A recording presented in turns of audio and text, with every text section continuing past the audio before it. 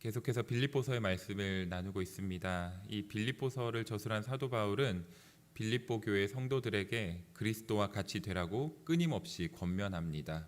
여러 모습과 형태는 다르지만 그 가운데 그리스도를 닮고 그리스도로 행하는 그 삶을 계속해서 권면합니다. 이 땅 가운데 그리스도를 닮은 교회, 그리고 그리스도를 나타내는 성도로 굳세게 서기를 바라는 그 사도 바울의 마음이 이 빌립보서에 가득 담기어져 있는데요. 오늘 본문에서도 이러한 사도 바울의 마음을 우리가 발견해 볼 수 있습니다. 사도 바울은 그리스도를 닮은 교회를 이루고 그리고 그리스도를 나타내는 성도로 살아가는 것을 오늘 본문에서는 바로 구원을 이루는 것이라고 말합니다. 그리고 빌립보 성도들에게 이 구원을 이루는 세 가지의 방법을 오늘 본문을 통하여서 전하여 주는데요.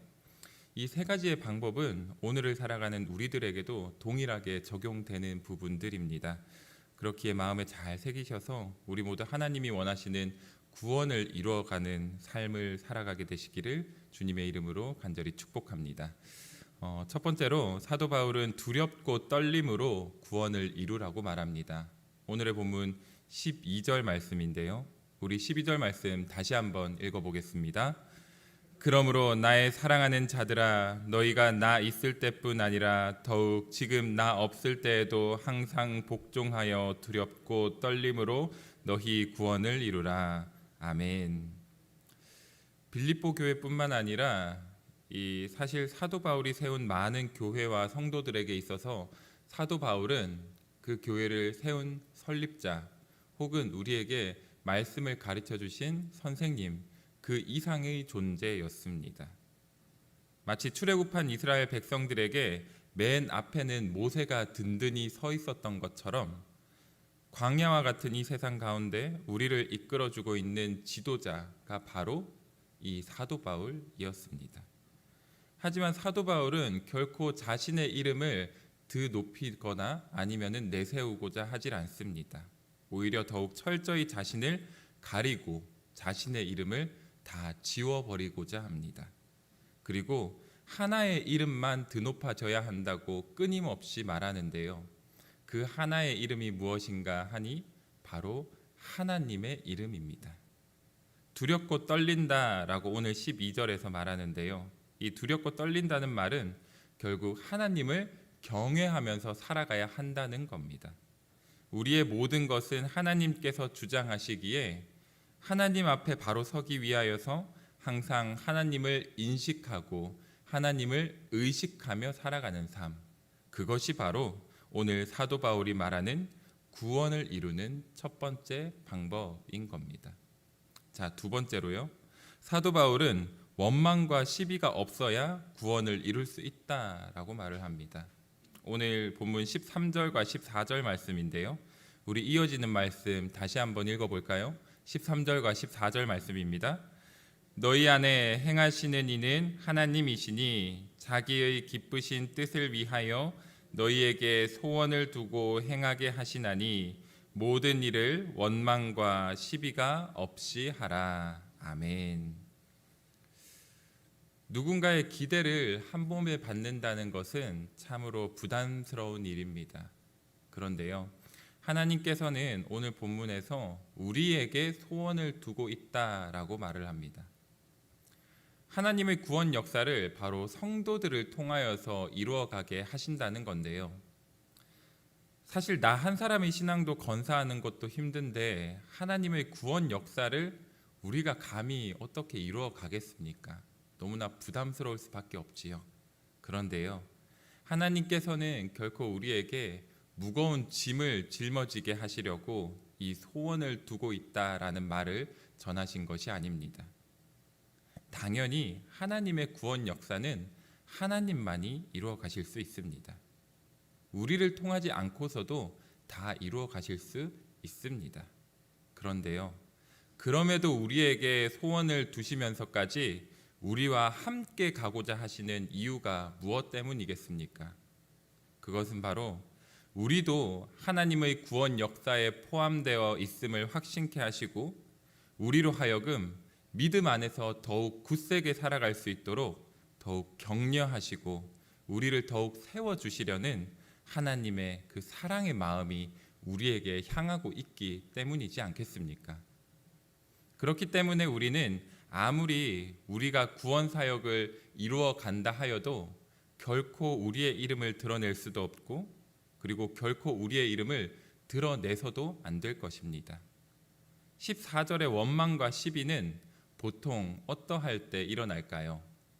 우리 교회에서 아니면 우리가 살아가는 일상 가운데 원망과 시비가 일어나는 그 상황들을 살펴보면 여러 이유들이 있겠지만 대부분 다른 누군가보다 나를 더욱 앞세우고 싶을 때 우리는 원망과 시비를 만나게 되는 것을 경험을 통하여서 알게 됩니다.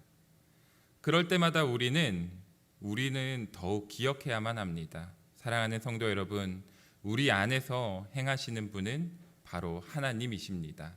그리고 우리에게 소원을 품게 하시면서 그 소원을 이루어 가게 하시는 분 또한 하나님이신 줄 믿습니다.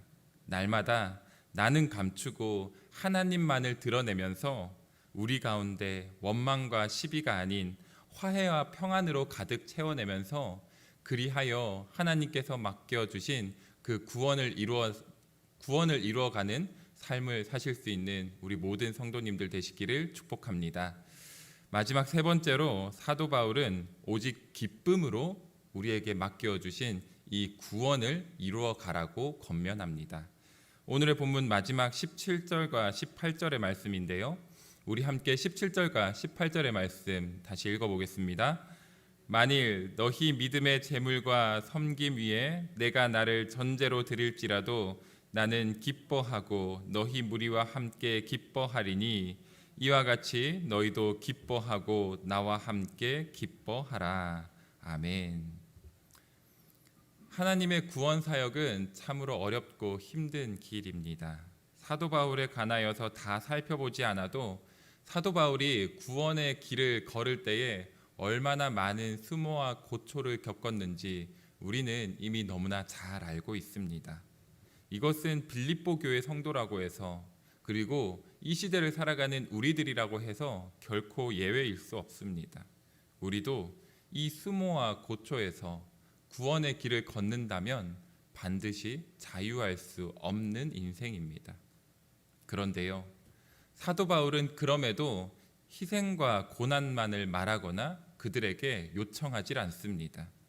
물론 희생과 고난도 당연히 감당해야겠지요. 그런데 하나님께서는 희생과 고난을 다 감수하고도 남을 만큼 우리에게 세상 그 무엇도 줄 수 없는 참된 기쁨을 맛보게 하여 주신다는 겁니다. 이 기쁨은요, 그 무수한 고난 가운데도 자신을 기꺼이 제물로 드릴 수 있을 만큼 큰 기쁨이고요. 그리고 이 기쁨은 나와 함께하는 동역자를 격려하고 응원하는 힘이 되는 기쁨입니다. 하나님께서 나와 우리 가운데 주시는 이 기쁨이 너무나 크고 감격스럽기에 서로가 다시 한마음 한뜻으로 하나님의 구원 사역을 이루어가고 그 구원 사역에 동참하기로 다짐할 수 있도록 더욱 응원하고 서로를 독려하여 주는 겁니다. 사랑하는 성도 여러분, 이제 말씀을 정리합니다. 우리가 존재하는 이유는 우리로 하여금 하나님의 구원을 이루시기 위함입니다. 이 진리 위에 살아가는 사람들이 바로 성도이고, 이 진리 위에 살아가는 성도의 모임이 바로 교회입니다. 오늘 말씀을 우리 마음에 잘 새기셔서 두려움과 떨림으로 구원을 이루고 원망과 시비 없이 구원을 이루고 그리하여 오직 기쁨으로 이 구원을 감당하는, 그리하여 하나님의 구원 사역을 능히 감당해내는 사랑하는 우리 보강중앙교회 모든 성도님들, 그리고 하나님께서 세우신 우리 보강중앙교회 될 수 있기를 주님의 이름으로 간절히 축복합니다. 함께 기도하겠습니다. 사랑의 하나님, 오늘도 이 새벽을 깨우게 하시고 다시 하나님 말씀 앞에 바로 설 수 있도록 우리에게 말씀하여 주시니 참으로 감사드립니다. 하나님, 오늘 말씀을 통하여서 하나님께서는 우리에게 소원을 두고 계신다고, 우리를 통하여서 구원을 이루어 가겠노라 말씀하여 주시는 하나님의 음성을 듣게 됩니다. 그러나 우리는 하나님의 그 구원 사역을 감당할 힘도 능력도 자질도 없음을 다시 한번 겸손히 고백합니다. 그러하기에 오늘 말씀을 기억하면서 다시 주님 앞에 나아갑니다.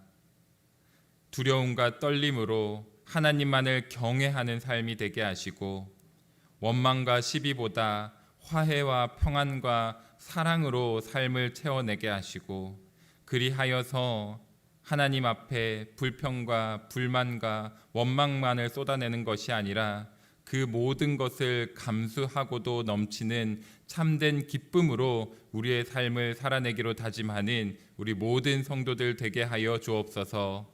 그러한 삶을 살아낼 때에 우리가 비록 이 시대 가운데 참으로 힘들고 어렵지만 구원의 길을, 구원 사역의 길을 온전히 걸어내고자 주님 다짐하고자 합니다.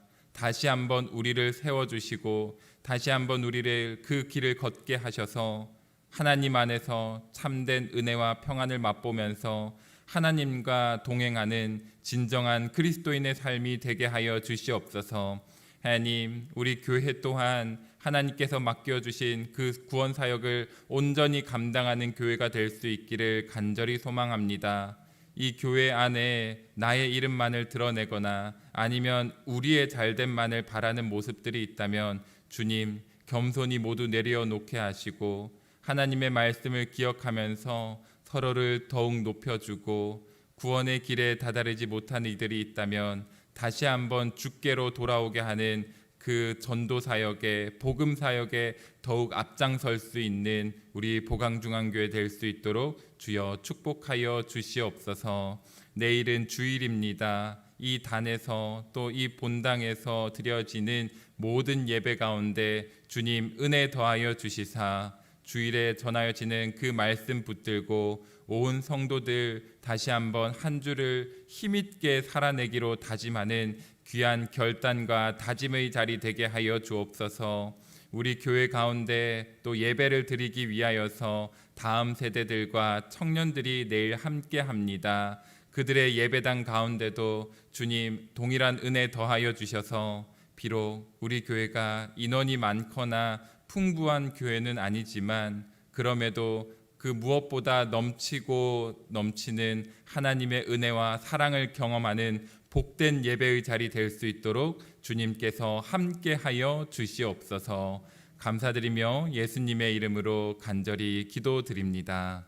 아멘.